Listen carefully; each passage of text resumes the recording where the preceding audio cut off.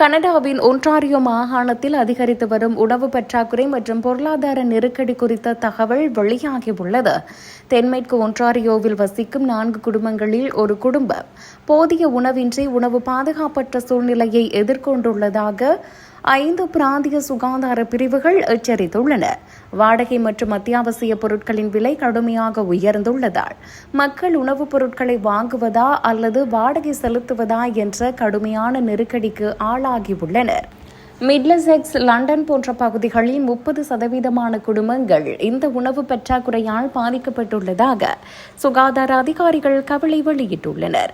சமூக நலத்திட்டங்கள் மூலம் உதவி பெறும் குடும்பங்களுக்கு வாடகை மற்றும் உணவிற்கான செலவுகளை ஈடு செய்த பிறகு மாத இறுதியில் கடன் மட்டுமே எஞ்சுகிறது. இது தனிப்பட்ட நபர்களின் தவறல்ல, மாறாக வருமான பற்றாக்குறையே காரணம் என தெரிவித்துள்ள சுகாதாரத்துறை அதிகாரிகள், சமூக நல உதவித்தொகைகளை அதிகரிக்கவும் குறைந்த வருமானம் பெறும் குடும்பங்களுக்கு நிதி உதவிகளை வழங்கவும் அரசாங்கத்தை வலியுறுத்தியுள்ளனர்.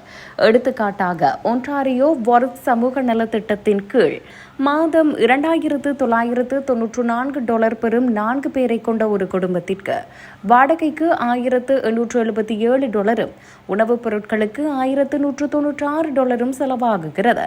இதனால் அவர்கள் மாத இறுதியில் கடனில் மூழ்கும் நிலை ஏற்படுகிறது.